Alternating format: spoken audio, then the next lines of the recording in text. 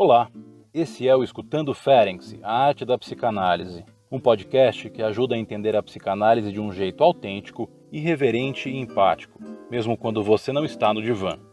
Com episódios semanais, diferentes analistas do Grupo Brasileiro de Pesquisa Sandor Ferenczi apresentam e discutem o pensamento desse ilustre pioneiro da psicanálise.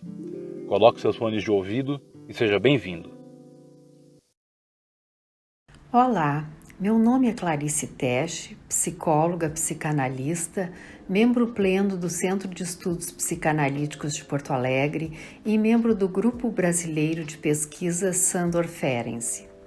Neste episódio de nosso podcast Escutando Ferenczi, a arte da psicanálise,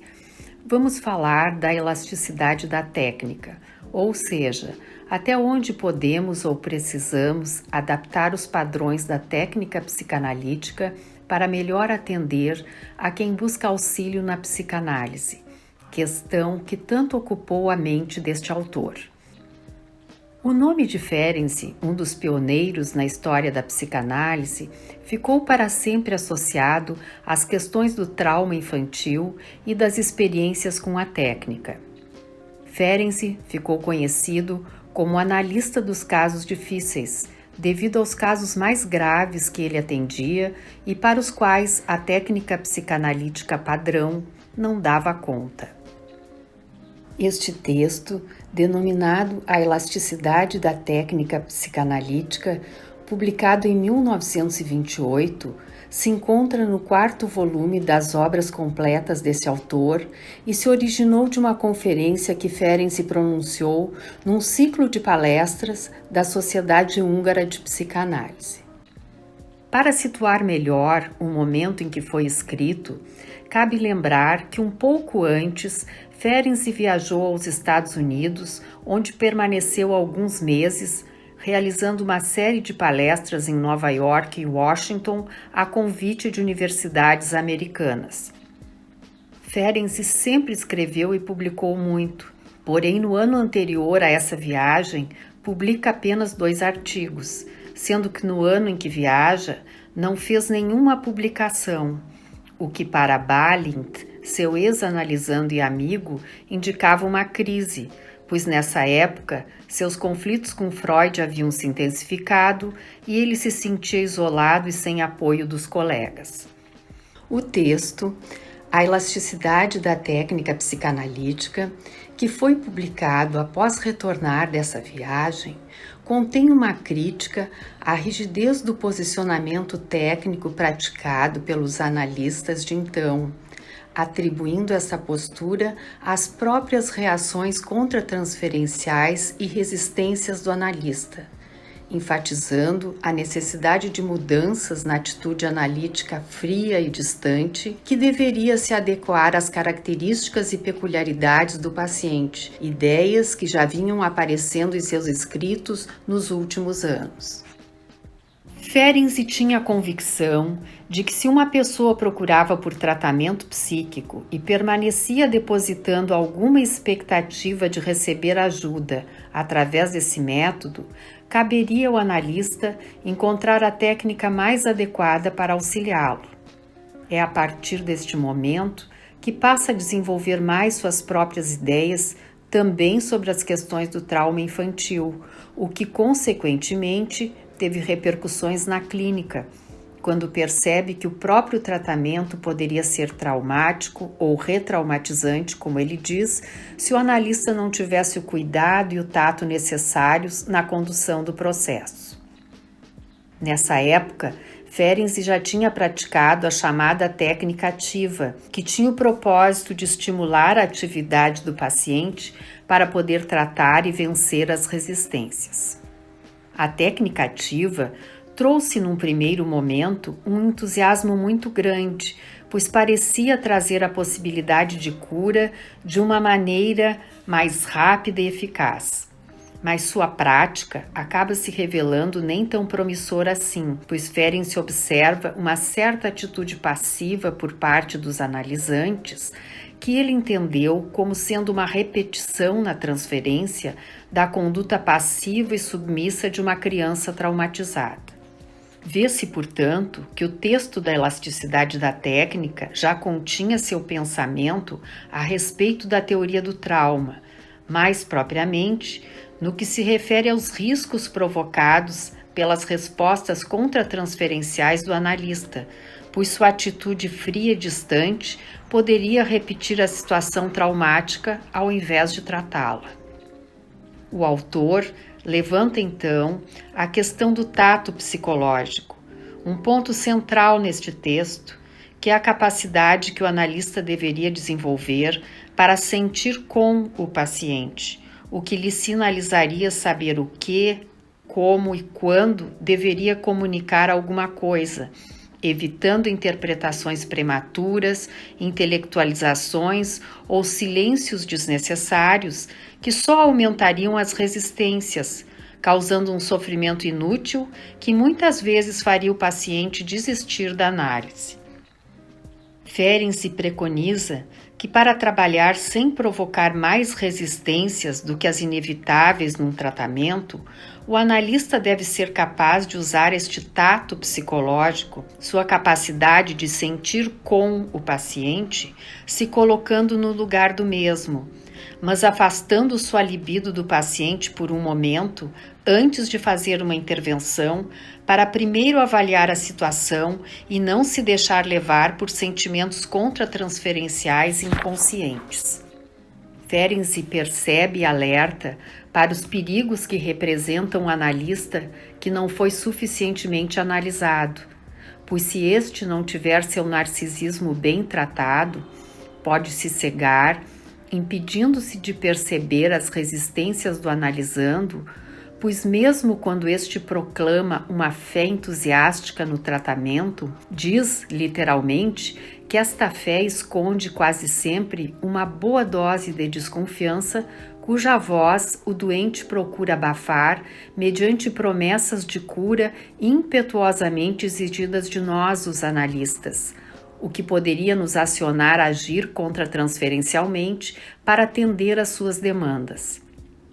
O autor enfatiza que isso só poderia ser evitado se o analista se submetesse ele próprio a uma análise profunda de sua personalidade, uma análise terminada, como ele chama, e não somente uma análise didática de curta duração para preencher os requisitos da formação analítica.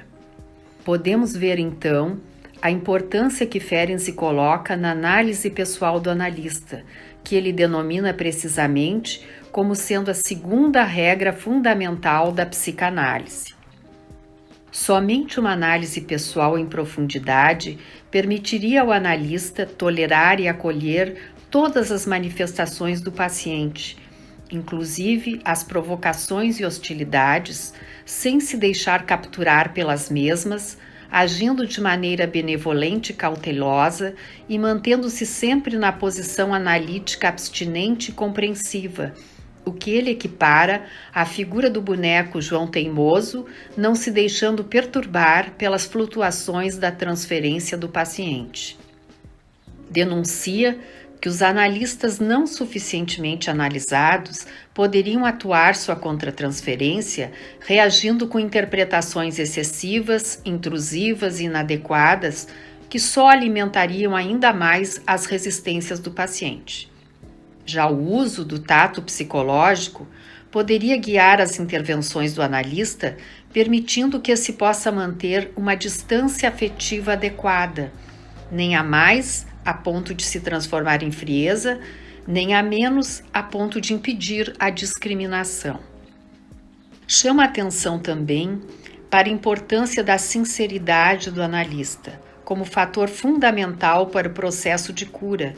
pois diz que o paciente percebe a falsidade, ou como chama a hipocrisia do analista, o que repetiria a situação traumática já vivida, só que desta vez tendo como palco seu próprio tratamento. Para Ferenczi,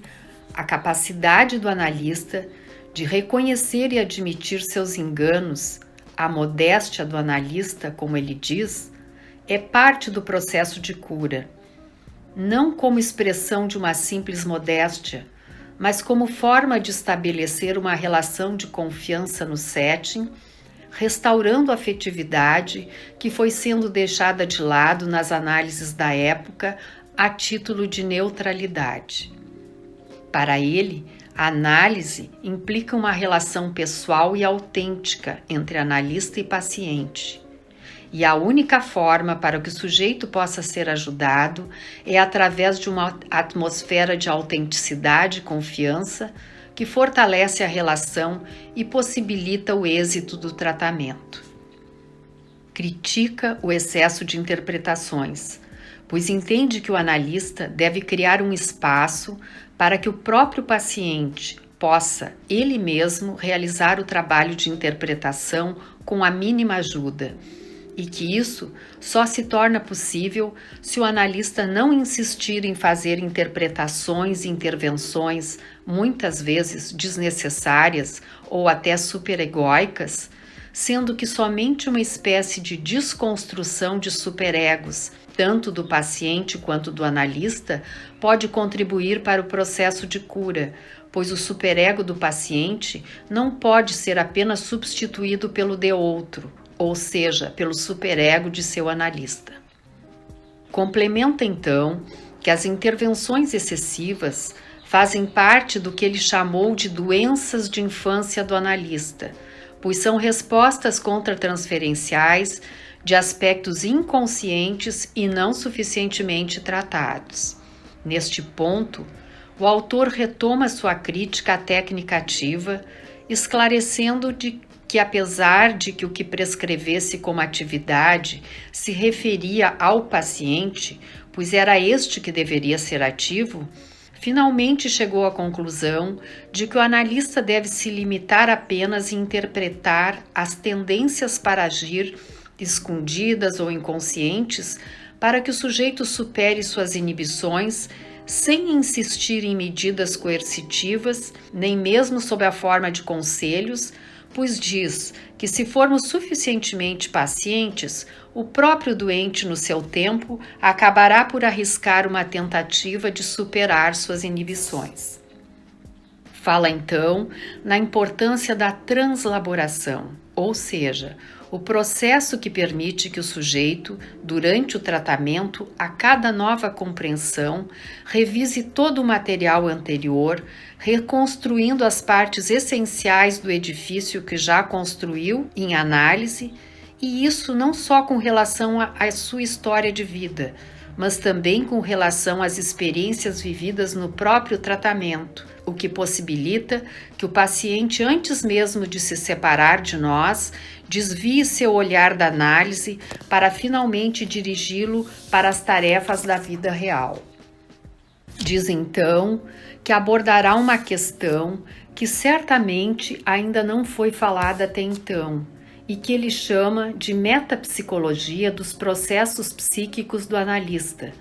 que durante sua longa jornada diária nunca pode dar-se ao prazer de se abandonar totalmente ao livre curso de seu egoísmo ou narcisismo, o que ocasiona uma sobrecarga emocional muito grande que, cedo ou tarde, exigirá a elaboração de sua higiene particular da vida psíquica, o que, de acordo com o autor, seria mais um argumento a favor da segunda regra fundamental da psicanálise, ou seja, sua análise pessoal. Entende que o objetivo da análise seria a conquista de uma mobilidade da libido para poder desfrutar simplesmente da vida, o que também sustenta a condição para que o analista possa exercer essa necessária elasticidade em sua técnica. Ferenczi diz temer que principiantes ou os que têm tendência para o exagero possam se aproveitar de suas proposições acerca da importância do sentir com para enfatizar o fator subjetivo, isto é, a intuição, e subestimar a apreciação consciente da situação dinâmica na análise, pois que tem visto muitos analistas usarem suas prudentes e cada vez mais escassas tentativas de atividade para exercerem medidas de coerção, por vezes impregnadas de sadismo, Ou, ao contrário, usar de seus conselhos sobre a tolerância e a paciência do analista como sustentação de uma técnica masoquista. Sustenta, por fim, que o motivo principal dele escrever este texto era justamente privar o tato de seu lado místico, o que talvez fosse muito pretensioso, e que a única base confiável para uma boa técnica analítica é a análise terminada do analista, pois desta forma os processos de sentir com se desenvolverão num nível pré-consciente na mente do analista, que poderá então avaliar o momento e a adequação de se fazer uma intervenção. Podemos pensar, por fim, que o próprio título do texto, A Elasticidade da Técnica Psicanalítica, por si só sugere e nos coloca frente aos desafios dos tempos atuais, com as modificações e adaptações que tivemos que fazer em nosso setting analítico em virtude dos tempos pandêmicos. Os divãs dando lugar ao virtual, nossos espaços e escritórios caseiros transformados em consultórios, o WhatsApp e o vídeo substituindo a presença física, a conversa telefônica em lugar da fala presencial. Enfim, fomos tomados de assalto e tivemos que encontrar outras formas de atender nossos pacientes. Mas como praticar a psicanálise, levando-se em conta as transformações da atualidade e a complexidade das subjetividades atuais, não nos perdendo em desvios que desvirtuam os parâmetros que configuram o método psicanalítico, nem nos convertendo num divã de Procusto? Ousarmos ser criativos dentro do próprio enquadre analítico, respeitando seus parâmetros e limites, mas tendo a suficiente elasticidade para melhor compreender e tratar os pacientes atuais que não se enquadram nas estruturas neuróticas repressivas tradicionais, é um dos grandes desafios com que nos defrontamos atualmente. Talvez, inspirados neste ousado e criativo autor, cada um de nós, junto da especificidade de cada paciente que atendemos, possamos praticar a elasticidade da técnica necessária para prestar ajuda a quem nos pede. Com estas palavras finais, queremos convidar a todos a continuar a assistir os episódios dos podcasts do Grupo Brasileiro de Pesquisas Sándor Ferenczi, Escutando Ferenczi, a arte da psicanálise.